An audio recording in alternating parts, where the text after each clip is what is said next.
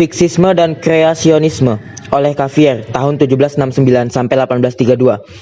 Sampai abad ke-19 di barat, teori yang paling dipercaya adalah fiksisme. Spesies selalu seperti apa adanya sejak mereka diciptakan. Mereka tetap dan tidak pernah berubah, karena dunia telah diciptakan oleh Tuhan. Fiksisme adalah teori tentang keanekaragaman kehidupan di bumi yang menegaskan bahwa spesies yang ada saat ini identik dengan spesies masa lalu dan keluar sudah beradaptasi dengan lingkungan tanpa mengalami perubahan. Fiksisme menentang evolusionisme karena evolusionisme adalah gagasan bahwa spesies saat ini muncul dari transformasi bertahap yang dialami oleh spesies leluhur dan spesies yang punah.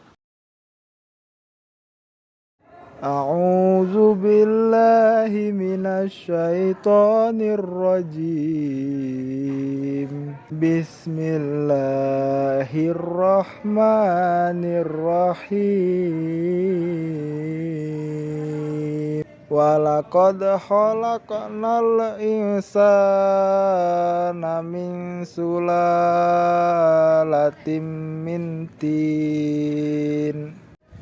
Summa ja'alnahu nutfatan fi qararim makin. Dari firman Allah SAW di atas menggambarkan bahwa Allah menciptakan manusia dari dua bahan utama, yakni tanah dan air. Dan dari hal itu pula menegaskan bahwa sekalinya diciptakan manusia, maka seterusnya tetap menjadi manusia, tidak dapat berubah bentuk. Terkait evolusi dalam perspektif ayat-ayat Al-Quran beserta pandangan ulama bahwa kebenaran yang mutlak hanya berasal dari ketetapan Allah Subhanahu wa Ta'ala, di mana segala hal yang terjadi di muka bumi akan mutlak terjadi atau sesuai takdir. Bahkan dari segi biologi molekuler, susunan gen tercatat dengan sangat rinci. Jadi pandangan suatu teori evolusi memang tidak dapat dikatakan berbahaya, karena pada akhirnya akan tetap mengarah kepada ketetapan hukum alam dari Allah Subhanahu wa Ta'ala yang bersifat mutlak. Teori evolusi Darwin. Teori ini dicetuskan oleh Charles Robert Darwin pada tahun 1809 sampai 1882. Beliau merupakan ilmuwan dan naturalis berkebangsaan Inggris yang tidak mengenyam pendidikan biologi. Teori Darwin adalah teori seleksi alam. Ada dua isi penting dari teori tersebut. Pertama, menyatakan semua makhluk hidup yang ada di bumi ini adalah hasil keturunan dari moyang yang sama yang mengalami modifikasi.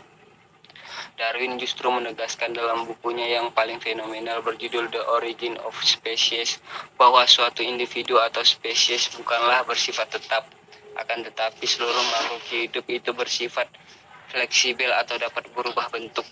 Teori evolusi organik Darwin abad 19 semakin menggemparkan dunia intelektual modern. Terlebih setelah tahun 1871, beliau menerbitkan buku The Descent of Man yang menguraikan implikasi teori evolusi organik bagi asal-usul manusia. Jadi manusia dan kera mempunyai nenek moyang yang sama, bukan berarti nenek moyang manusia adalah kera. Darwin mengatakan bahwa bisa saja teorinya dapat dipatahkan apabila diperlihatkan secara detail. Bagaimana susunan tubuh atau organ makhluk hidup yang kompleks itu tidak dapat mengalami perubahan atau modifikasi, baik itu dari nenek moyangnya sampai ke modernnya.